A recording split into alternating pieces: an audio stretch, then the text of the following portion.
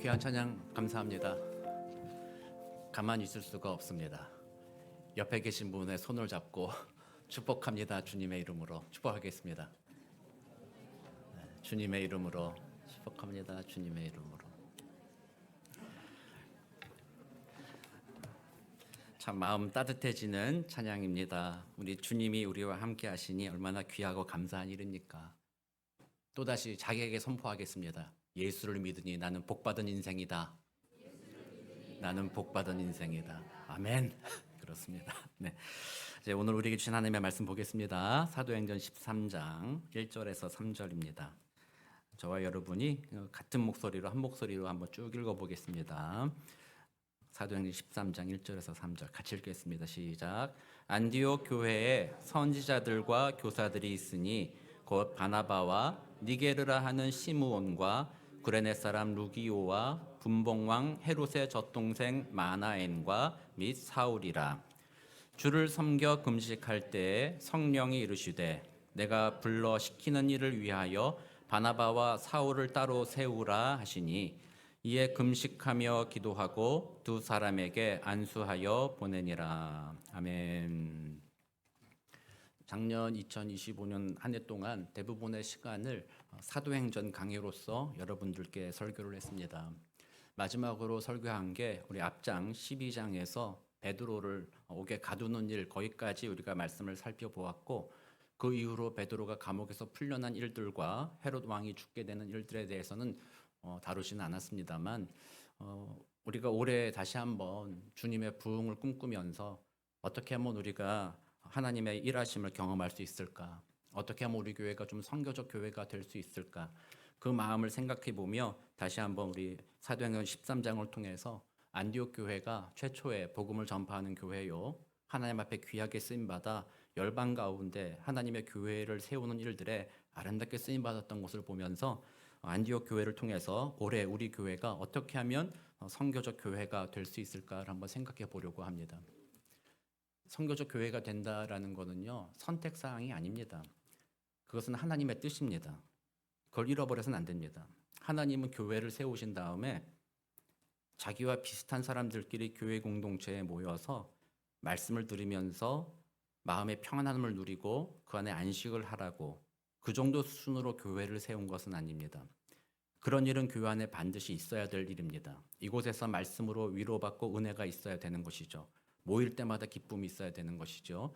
그러나 거기에 멈추지 않고 하나님은 그 교회를 통하여 지금도 잃어버린 사람과 어두워진 저 세상에 대하여 이 교회가 복음을 전하라고 하나님이 교회를 부르신 것입니다. 그러므로 교회의 궁극적인 목적은 열방 가운데 복음을 전하고 전도하며 선교하는 일이 교회의 궁극적인 목적입니다. 이것을 잃어버린 교회라고 한다면 반쪽짜리 교회입니다. 교회의 사명을 잃어버린 교회가 됩니다. 어떻게 보면 소금은 소금이되 무슨 소금일까요? 맛을 잃은 소금이 된다라는 거죠. 존재의 의미가 사라져버리는 것이죠. 모양은 있지만 존재의 의미를 잃어버린다는 것입니다. 하나님의 교회는 그렇기 때문에 복음을 전하는 이 일들에 마음을 모으는 그런 교회가 되어야 됩니다. 그러므로 온 교회는 선교적 교회가 되어야 하는 것이죠. 선교와 전도에 마음을 두어야 하는 것이죠. 그래서 오늘 안디옥 교회는 선교적 교회로서 처음으로 하나님께 귀하게 쓰임 받았는데, 그 교회가 어떻게 선교적 교회가 될 수 있었는지 한번 그걸 생각해 보는 그런 시간을 가지려고 합니다. 오늘 본문에서 이제 바울과 바나바를 안수하여서 선교사로 파송하게 되잖아요. 그 교회가 어떤 마음으로 그런 일들을 감당했는지 한번 생각해 보겠습니다. 사실 안디옥 교회는 오늘날로 말하면 개척교회죠, 개척교회. 교회가 세워진 지 얼마 되지도 않았습니다. 또 오늘날과 같이 어떤 대형 교회를 이룬 것도 아니겠죠. 그 당시 예수를 구주로 고백하는 그 무리들이라고 한다면 전체 큰 문화 속에서 아주 극소수의 사람들이었죠. 유대인들에게도 미움을 받았던 사람들이고, 이방인들은 도대체 그게 무슨 말이냐 할 정도로 이상한 대우를 받았던 사람들이죠.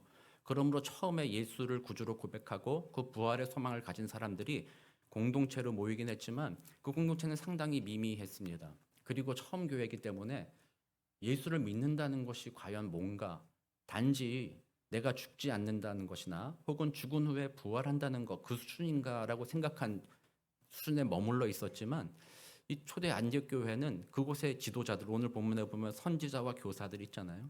그들을 통해서 그 예수를 구주로 고백한다라는 것, 내게 영원한 생명이 있다라고 한다는 것은 그냥 나중에 천국 가니까 오늘 이 땅을 맘대로 막 살아도 된다라는 것을 말하는 것이 아니라 그 천국 소망을 가진 자들이 오늘 이 땅을 어떻게 살아야 되는지를 선지자와 교사들을 통해서 배워왔다라는 거죠. 그러므로 예수를 구주로 고백한 사람들은 나 이제 예수님 영접했으니까 천국까지 됐어. 거기에 머물러 있어서는 안 된다라는 것입니다. 그 믿음의 고백을 가지고 세상을 다시 바라보며 여러분들의 사고체계, 여러분들의 가치관 이런 것들을 재편해 보아야 합니다. 영혼을 믿는다면 내가 오늘 무엇을 할까?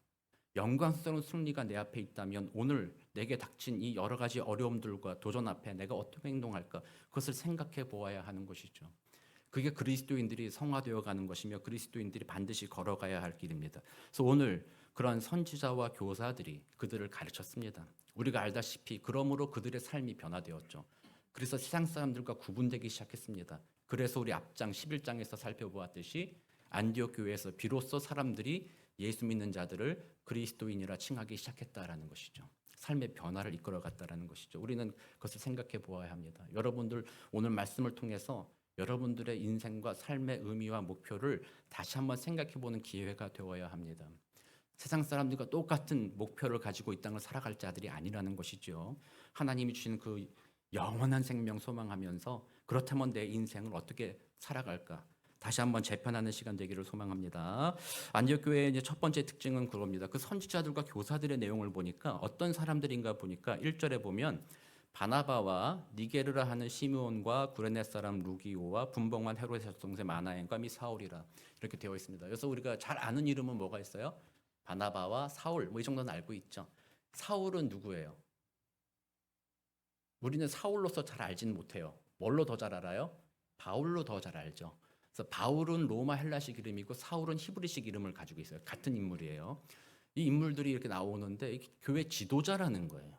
처음 세운 공동체 지도자가 이런 사람들인데 이 사람들의 면면을 살펴보면 다양하다라는 거죠. 뭐 바나바는 키프로스라는 곳에서 자란 레위인이다. 정통 유대인이라고 말할 수 있죠. 사울도 마찬가지죠. 비록 다소에서 태어났지만 이방 지역에서 태어났으나 어려서부터 율법을 배웠고 바리새인으로서 자라갔죠. 그래서 정통 유대인도 있었습니다. 그러나 니게르를 하는 시므온이라는 인물이 있죠. 이 니게르라는 단어는 오늘날 영어권에서는 저 단어를 조심해서 써야 되겠죠. 그것은 아프리칸 아메리칸들을 비하하는 용어로 쓰일 수 있기 때문에 잘 안 쓰죠.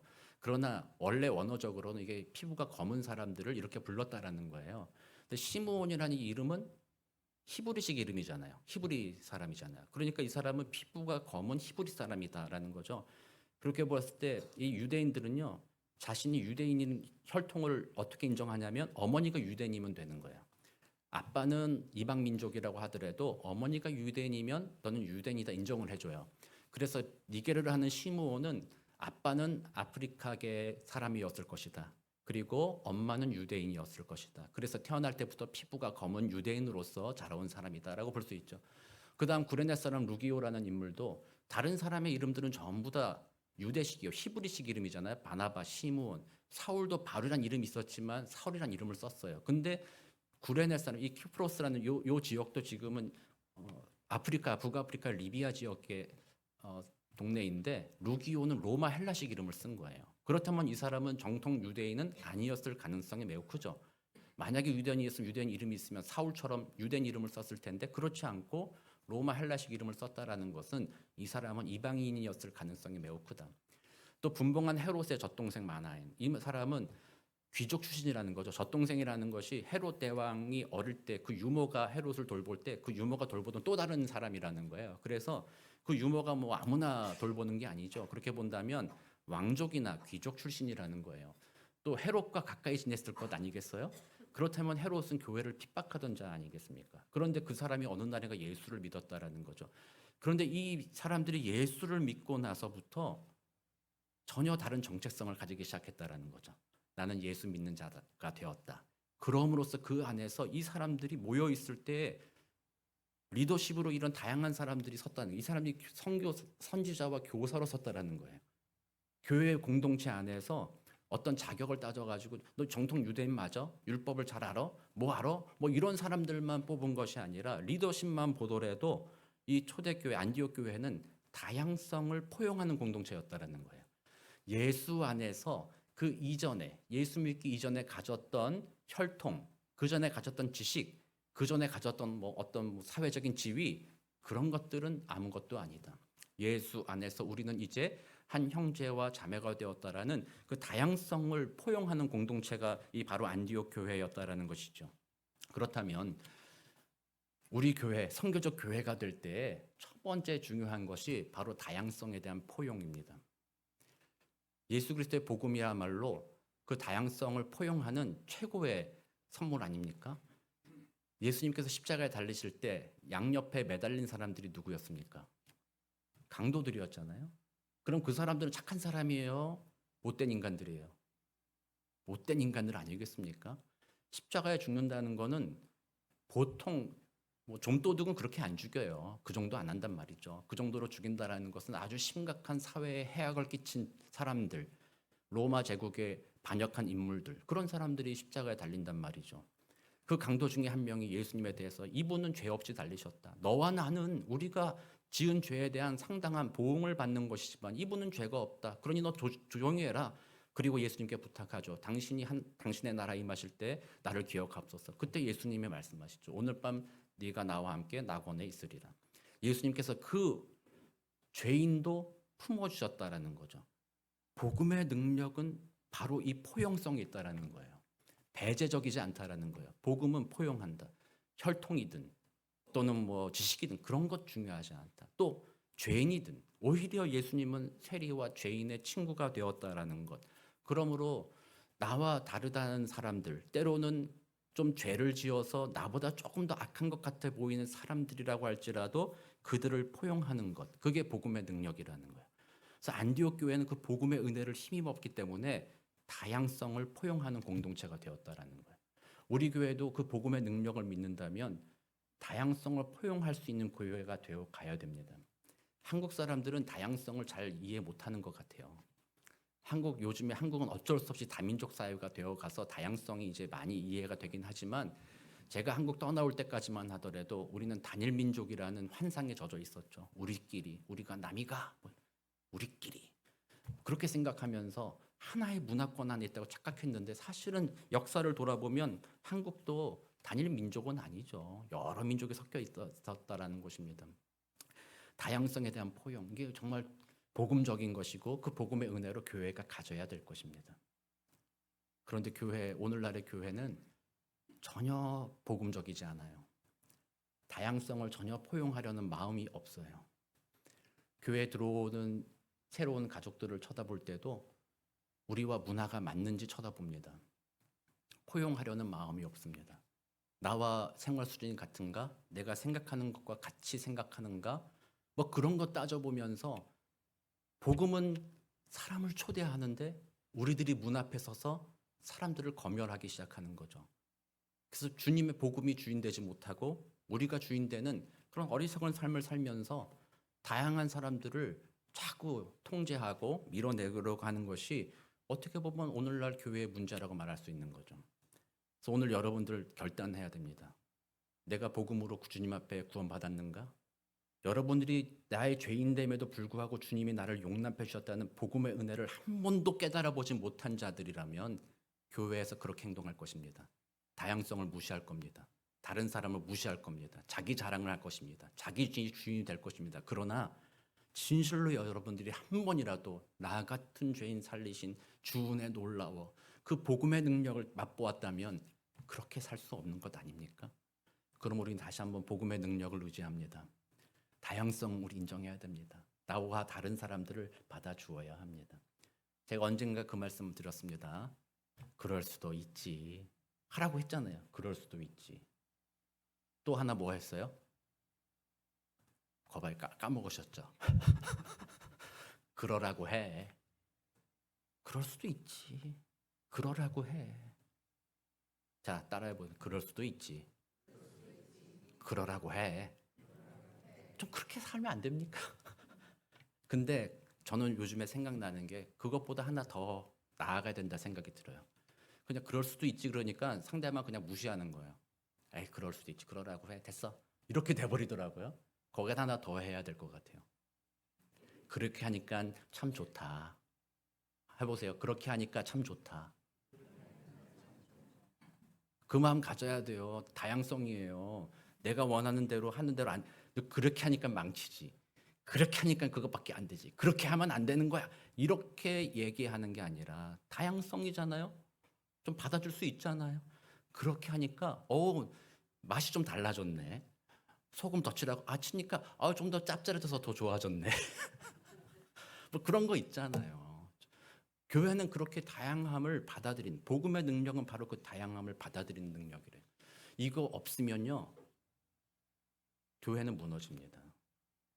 그거 없이 어떻게 교회가 부흥이 됩니까? 그것이 없이 어떻게 저 세상의 죄인들을 받아들이는 교회가 됩니까? 안디옥 교회는 그와 같이 다양성을 포용하는 공동체였다. 여러분들 진짜 마음을 열어야 돼요. 이제 여러분들의 마음에 기준 세워놓은 거 있잖아요. 나는 요런 사람들만 받겠어. 내가 세운 20가지 체크리스트가 있어. 그 체크리스트에 맞는 사람들만 받겠어. 그러면 거기에 맞는 사람은 몇 명이겠어요? 딱 한 명 있어요. 그 맞는 사람 딱 한 명. 누굴까요? 자기 자신. 그거 자꾸 지워야 돼요. 체크리스트 자꾸 지워야, 자꾸 십자가에 못 박아야 돼요. 옛날에는 이렇게 했는데 이거 하니까 사람이 없어져. 이건 빼. 또 요것도 빼다 보면 이제 없어지는 거예요. 그러면 그때는 어떻게 돼요? 모든 사람을 다 받아줄 수 있는 사람 되는 거죠. 우리는 그 다양성 포용하는 것. 그게 하나님의 복음의 능력이고 복음이 하신 일이라는 거예요.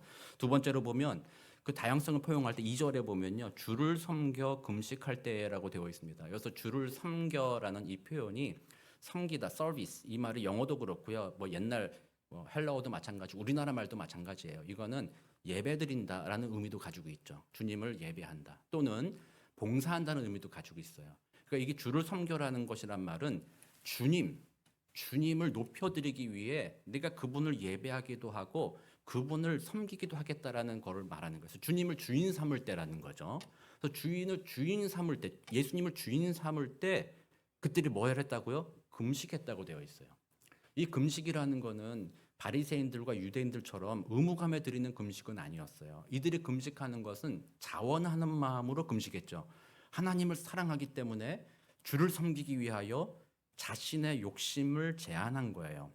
다시 말하면 주를 섬겨 금식할 때라는 이 표현 자체는 주를 사랑하기 때문에 나의 욕심을 절제할 때라는 말이에요. 절제라는 표현이 담겨 있는 거예요. 그래서 주님 안에서 절제하는 것, 이것이 안디옥 교회가 보여줬다라는 거예요. 좀 전에 말씀드린 다양성을 포용한다라는 거는요. 처음에 문을 여는 길이에요. 그래, 그렇게 생겼어? 괜찮아, 와. 그렇게 생겼어? 괜찮아, 그 모습 그대로 와. 우리는 다 받아줘. 왔는데 일주일 지나니까 저건 안 되겠는데. 2주일 지나니까 저것도 안 되겠는데. 1주, 2주, 3주 지나니까 다시 체크리스트 지웠던 게 다시 떠올라요. 다시 떠오르고 체크리스트 착착착착 해가지고 쟤는 안 되겠어. 이렇게 돼버리잖아요. 근데 그 포용성이 지속이 돼서 건강한 공동체로서 같이 지속 가능한 공동체 계속 되어가기 위해서 필요한 덕목, 필요한 가치가 그 다음이 바로 절제라는 가치라는 거예요. 내가 하고 싶은 말 참는 가치죠. 내 기분에 안 좋을 때, 내 감정이 안 좋을 때, 내 생각이 옳지 않다고 했을 때 그 말 하고 싶잖아요. 누구든지 그 말 하고 싶잖아요. 근데 그것을 그 사람의 다양성과 그 사람을 받아주기 위해서 절제하는 것, 참아주는 것이죠. 이게 절제의 의미, 이게 금식의 의미다라고 말할 수 있는 것이죠. 여러분들이 세운 기준들이 많이 있을 거예요. 아까도 말씀드렸지만 그런 기준들 계속 가지고 있으면 처음에는 좋아 보이던 사람도 그 기준에 하나 둘씩 점점점 빗나가는 것들이 보이기 시작하죠. 그래서 신앙생활 계속 같이 해나가면 점점 더 그 은혜 가운데 서로 관계가 깊어지고 더 서로 신뢰하고 서로 연합하고 만남이 기쁨이 되어 가야 되는데 오히려 반대로 돼가는 경우들이 있잖아요.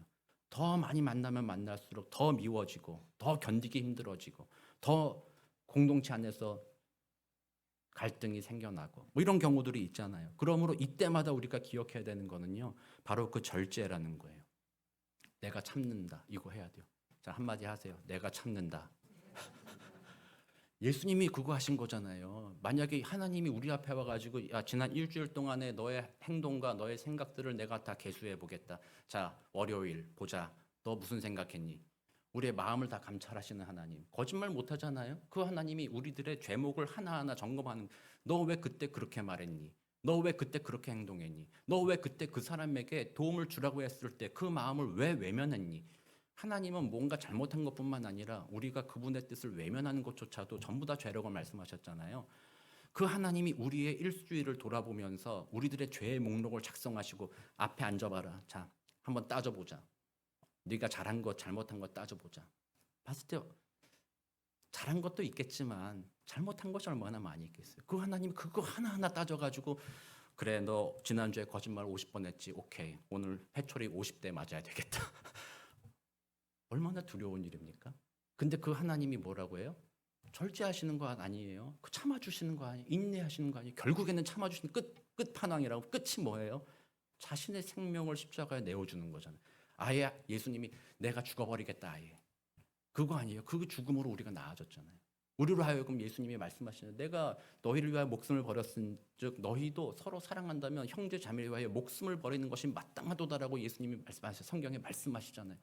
내가 죽어버리는 거예요 결국에는. 그래서 내가 죽으면 다른 사람을 평가할 일도 없다라는 거죠. 그게 절제, 인내라는 거죠. 그래서 우리 교회 공동체는 다양성을 포용하고 그 다양성 안에서 지속 가능한 공동체, 은혜를 누리는 공동체가 되기 위해서 그 안에서 끊임없이 절제를 훈련해 가는 것이죠. 나를 점점 낮춰가는 것이죠. 내 기준과 내가 하고 싶은 일들을 점점 낮춰가고 또 때로는 내가 하기 싫은 일들을 하기 시작하는 것이죠. 그게 절제라는 것입니다. 오늘날의 시대와 얼마나 다릅니까? 오늘날의 시대는요, 절제라는 것을 중요한 가치관으로 여기지 않는 세대잖아요. 절제가 어디 있어요? 오늘날에는 마음껏 쾌락을 즐겨라. 마음껏 원하는 대로 해라. 너 마음이 원하는 대로 하는 것이 선한 일이다라고 얼마나 부추깁니까? 세상에 잘 나가는 사람들이 전부 다 그렇게 얘기를 하더라고요. 스티븐 잡스도 그렇고 뭐 유명한 사람들이 전부 다 네 마음이 중요해. 네 마음이 하는 대로 해야지. 다 이렇게 이야기하면서 어느 누구도 절제하라는 말에 대해서 이야기하지 않는 세대를 살아가고 있습니다. 세상이 이렇게 거짓된 가치관과 문화로서 휩쓸려 가는데 우리도 똑같이 거기에 닮아가고 있는 거죠. 절제를 왜 합니까? 내가 뭐하러 내가 하기 싫은 일을 합니까? 뭐하러 그 일을 내가 합니까? 나 그거 하기 싫어 안 하겠습니다. 뭐 이런 마음으로. 또 내가 하고 싶은 일인데 왜 가로막습니까? 내가 마음대로 하겠다는데. 다른 교회에서는 주차장 갖고 싸운다는 거예요. 주차장 갖고. 주차 자리 여기 내 자리인데. 아유, 오늘은 이렇게 성도님이 많이 오니까요. 우리 장로님들 목회자들은요. 좀 저기다 대세요. 무슨 소리야? 여기 내 자리인데. 그러고 싸운다는 거예요. 그 나와가지고 너 내가 누군 줄 알아? 내가 장로야. 내가 목사야. 막 이런다는 거, 이런 경우가 있다라는 거예요. 참 안타까운 현실이죠. 자기 절제를 모르는 세대이기 때문에 그래요. 자기를 포기할 줄 모르는 세대이기 때문에 그래요. 그래서 주님의 건강한 공동체는요, 다양성을 포용하면서 그 다양성 안에 성장해 가기 위해서 서로 스스로 절제하고 스스로 배려하고 섬기는 공동체를 이룰 때 그 공동체는 건강한 공동체가 된다라는 거예요. 단지 이것은 복음이 알려준 핵심 진리인데 교회만 통용되는 건 아니에요. 여러분들의 삶에도 이 가치는 얼마나 중요한지 몰라요. 여러분들의 자녀들을 대할 때나 부모님이나 혹은 친구들을 대할 때도 이 가치가 진짜 중요한 거예요. 그들의 다름을 받아줘야 돼요. 그리고 내가 하고 싶은 말 있잖아요. 우리 특별히 자녀들한테 저도 잘 못하긴 하지만 막 때로는 막 애들이 막 마음을 막 힘들게 할 때 있잖아요. 내 마음대로 안 될 때. 그때 절제할 때가 있어야 되잖아요. 말이 요만큼 나왔다가도 참아야 되는데 그거 못 참고 그거 빡 터트리면은 애들이 뭐라 그래요? 다시는 안 봐. 그럴 줄 알았어. 관계가 팍 깨트려져 버리죠. 그거는 진짜 인간관계의 원칙인데 하나님이 이미 복음으로써 우리에게 보여주신 거예요. 다양함을 포용하라. 그리고 스스로 절제하라. 그것을 통해서 아름다운 주님의 공동체를 세우라. 그것이 하나님의 뜻이에요. 그래서 우리 교회가 올해 2026년도 창립 25주년을 맞았잖아요. 여러분들 우리 교회가 부흥되기를 꿈꾸지 않습니까? 우리 교회가 정말 하나님의 믿음의 공동체가 되기를 원하지 않습니까? 여러분들 안에 다양성과 절제와 포용 없이는 부흥은 오지 않아요. 그거 안 하면요, 부흥은 잠깐 뭐 반짝 무슨 프로그램 하고 잠깐 뭐 누가 좋고 해서 잠깐 모여들었다가도 금방 꺼져버리는 거죠. 금방 다시 돌아가 버리는 거예요. 우리가 정말 복음의 능력을 힘입어서 그렇습니다, 주님. 주님은 죄인까지도 사랑하시는 분이셨군요. 나를 그렇게 받아주셨군요. 그 복음의 능력을 힘입어 다양한 사람을 받아주고 정말 힘들지만 이 악물고라도 여러분들이 다른 사람에게 한마디 하고 싶을 때 이 악물고 그걸 참아줄 수 있어야 되는 거죠. 오히려 사랑으로 그렇게 하니까 참 좋구나. 아, 그건 내가 생각 미처 못 해봤네. 아, 그렇게 하니까 참 좋아 보인다. 그렇게 한번 해보자. 이런 마음으로 서로 배려하고 서로 절제할 때 그 공동체가 기쁨의 공동체가 됩니다. 그런 공동체는 관계가 회복되어지고 하나로 모이는 그런 공동체가 되어야 됩니다. 그리고 그 은혜 가운데 안디옥 교회는 함께 주를 섬긴다. 함께 주님을 예배하는 기쁨을 누렸습니다. 모이는 것을 기뻐하는 공동체가 되었다라는 것이죠. 우리 교회가 그렇게 모이기를 기뻐하지 않는다면 이곳에 와서 맨날 상처받고 서로 다투고 절제하지 못하고 배려하지 못해서 서로 부딪힌다면 어디 가서 우리 교회라고 좀 얘기하겠습니까? 부끄럽죠. 우리 교회 와봐. 왜? 아, 우리 교회 와봐. 얼마나 잘 싸우는지 몰라. 대단해 아주 그냥. 서로 나누어져. 대단해. 한번 와봐. 어떻게 그렇게 얘기합니까? 우리가 복음 안에서 야, 우리 교회 한번 와봐. 왜? 야, 여기는 진짜 달라. 왜? 뭐 목사가 뭐 잘생겼어? 나 그런 거 아니야.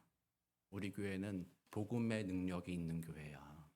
우리 교회는 다양한 사람들을 받아줄 수 있는 넓은 마음이 있는 교회며 절제하는 마음이 있는 교회야. 이곳에 와봐. 얼마나 마음이 편하고 위로받는지 몰라라고 자랑하는 것 아니겠습니까? 그게 돼야 진정한 부흥의 역사가 이루어져도 그 사람들을 주님의 복음으로 변화시키지. 그 은혜가 없는데 어떻게 사람들이 찾아와서 그들을 변화시킬 수 있겠습니까? 준비가 되지 않았는데. 그래서 안디옥 교회가 그런 은혜를 누린 것입니다. 체스터턴이라는 목회자이며 신학자인 분이 이런 얘기를 했어요. 누구든지 자신의 세상을 넓히려면 늘 스스로 작아져야 된다라고 얘기했어요. 자신의 세상을 넓히고 싶다면 스스로 작아져야 된다. 뭐 세상 사람들은 넓히려면 자기가 더 커져가지고 더 많이 돌아다니고 더 많이 해야 된다 이렇게 얘기하지만 아닙니다. 성경은 말합니다. 더 넓히려면 나를 십자가에 못 박고 아예 죽여버려라. 그러면 내가 하나님과 연합하게 되어서 하나님의 나라가 내 나라가 된다. 얼마나 풍성합니까? 그 하나님의 그 풍성한 나라가 내 나라가 된다라고 약속하신 것 아닙니까? 그래서 우리 교회는 올 한 해 더욱더 그렇게 힘써 보아야 합니다.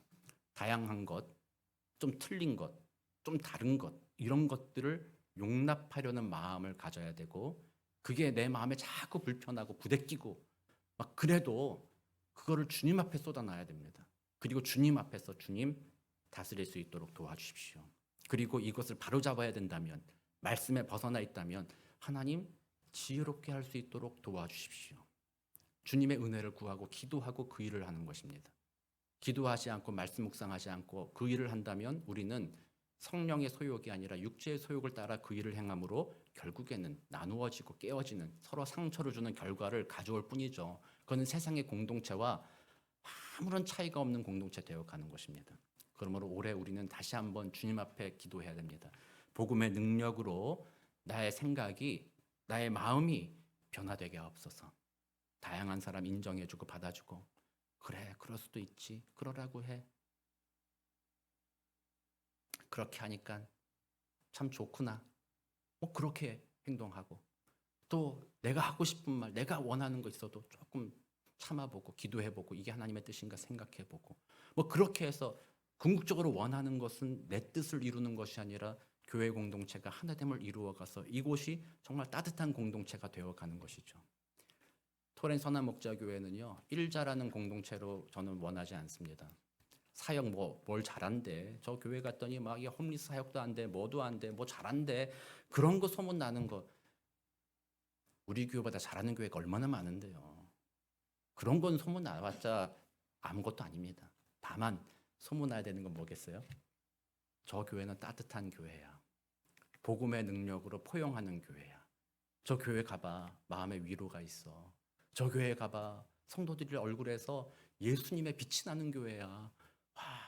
우리 교회는 그런 교회 되어 가야 되는 것이죠. 또 올 한 해 우리는 그런 훈련합니다. 그런 훈련했을 때야말로 그 다음으로 하나님께서는 반드시 말씀하십니다. 너희를 위해서 그런 공동체를 준 것이 아니다. 그 공동체에서 그런 은혜를 누렸으니 그 복음을 가지고 따로 세우라, 파송해라, 보내라, 세상에 그 복음을 증거하라라고 얘기하시는 거예요.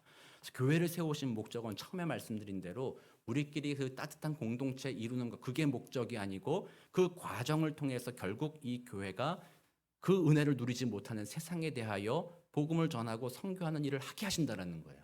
그러니까 우리 교회 목표가 뭐예요? 여러분들이 생각하는 교회 신앙생활의 목표가 뭐예요? 여기에서 예수 믿고 안식을 얻고 위로받겠다, 나만 편하겠다라고 하는 교회 신앙생활은 목표가 아니에요. 그거는 과정이에요, 과정. 그것은 하나님이 주신 은혜의 부스러기예요. 목표는 열방 중에 저 어두운 세상 가운데 내가 그리스도의 증인으로 살겠다. 복음을 전하는 자로 살겠다. 그게 우리의 목표예요. 우리의 목표가 헷갈리면 안 됩니다. 목표는 주님의 복음을 전하는 삶을 사는 것. 나를 그리스도인으로 부르시고 아직까지 천국에 데려가지 아니하시며 이 땅에 두신 이유는 이 땅에서 할 일이 있기 때문에 주님의 복음을 전하는 그 일을 하라고 주님이 이 땅에 남겨두셨다라는 거예요. 여러분들이 이 목표를 기억했을 때 그때야말로 우리는 다양함을 받아들이게 되고 또 인내할 수 있고 절제할 수 있게 된다는 것 아니겠어요? 그래서 우리 교회 여러분들 마음을 다시 한번 모아야 돼요. 전도와 선교는 누가 하는 일이에요? 저 앞에 말하는 이승영 목사나 전도나 선교가 하는 일이지. 나는 그 말씀 듣고 위로만 받으면 되는 일이지. 내 인생만 편하면 되지. 내 인생에 건강만 있으면 되고 돈 문제 없이 그냥 살면 되는 거지. 내 인생의 목표는 그거야. 그건 세상 사람 누구나 바라는 목표잖아요. 그리스도인은 그게 목표가 아니라는 거예요. 때론 하나님이 그 은혜를 주시죠. 그것을 위해서 저도 기도합니다. 우리 교회 성도님들 모두가 건강하시고 아프시면 기도할 때마다 병이 낫고 저의 진정한 소원, 신유의 은사가 제게 있었으면 정말로 좋겠다. 기도할 때마다 병이 막 감기 걸렸다 그러면 목사님 감기 걸렸어요. 그러면 제가 전화로 기도하겠습니다. 하나님 이 감기가 물러나게 해주십시오 하면 감기가 떠나가는 막 그런 은혜도 내게 있었으면 좋겠어요. 그러나 그게 목표는 아니라는 거예요. 그것 넘어 우리는 그리스도를 증거하는 것, 그것이 우리들의 목표가 되어야 된다는 거예요. 여러분들의 모든 분들의 신앙생활이 그것이 돼야 돼요. 그 마음을 가져야 돼요. 그럴 때 여러분들 통해서 하나님의 열매가 나타납니다. 가만히 보면 우리가 그 목표를 잃어버렸기 때문에 목표 달성을 못하는 거예요. 그 목표 달성은 뭐예요? 열매 맺는 일이죠. 신앙생활 오래 했어도 그 목표가 헷갈려가지고 그저 내 인생만 편안하면 된다의 목표가 두다 보니까 정말 하나님이 명령하신 열매 맺는 삶을 못하는 거예요. 목표가 이건데 저쪽 목표를 안 가지는데 어떻게 열매를 맺습니까? 그리스도를 증거하겠다는 목표를 가지고 부족하지만 주님 복음의 능력이 나를 붙잡아 주셔서 내 마음과 생각을 이렇게 포용하고 절제하고 섬기는 일로 나를 사용하여 주옵소서. 그랬을 때 성령의 은혜가 나타나서 열매가 보이는 거지. 그런 목표도 없이 그냥 여기서 나 잘 지냅시다 이렇게 한다면 열매는 열리지 않는 거죠. 그 열매가 없어도 아무 문제 없는 거죠. 그냥 목표가 없으니까. 예전에 어떤 분이 저한테 그랬어요. 목사님 왜 변해야 됩니까? 목사님 왜 성장해야 됩니까? 지금 이대로도 참 좋은데요? 그렇게 말씀하시는 분이 있었어요. 아무런 열매가 없어요. 그냥 혼자 교회 왔다 갔다 말씀 듣고 위로받고 좋다 그러고 있는 거예요. 근데 뭘 더 해야 됩니까? 이거 참 좋은데요? 상당히 자기중심적인 신앙생활이죠.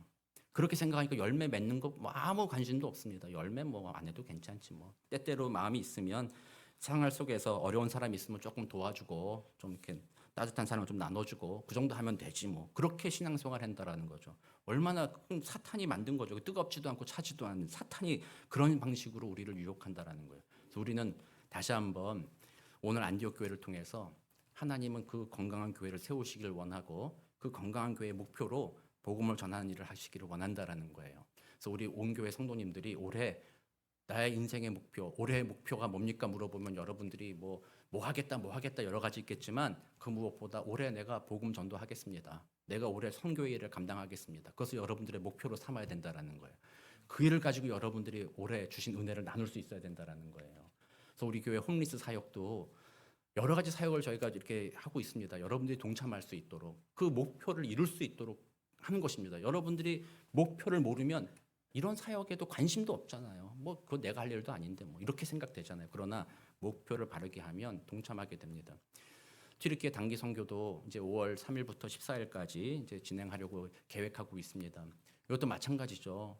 모든 조건과 여건이 잘 맞아서 갈 수 있는 사람들이 솔직히 몇 명이나 되겠습니까? 그러나 우리의 목표는 복음 전하는 것이다. 우리의 목표는 선교하는 일이다. 이 마음 가지고 있다면 다른 거 다 정리할 수 있잖아요. 다른 것 좀 이렇게 일정 조정할 수 있고 또 재정도 부족하다면 기도해 볼 수도 있는 것 아니겠어요?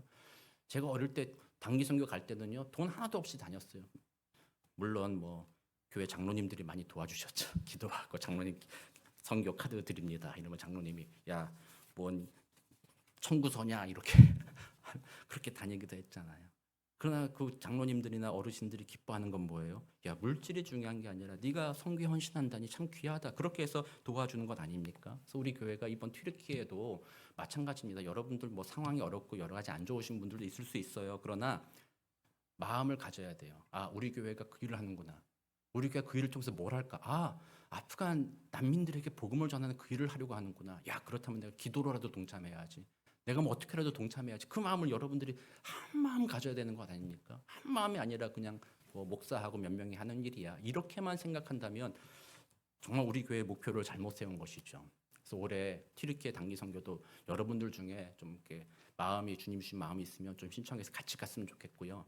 올해 계속해서 여러분들의 삶의 목표를 주님을 증거하는 삶 살기를 원합니다. 그 마음 가지고 주님 앞에 기도할 때 우리 하나님께서 여러분들에게 각자에게 크신 은혜와 도전과 또 성품의 변화, 또 태도의 변화에서 이끌어 가셔서 정말 하나님이 예비하신 하나님의 나라를 정말 오래 경험하게 되시기를 우리 구주 예수 그리스도의 이름으로 축복합니다.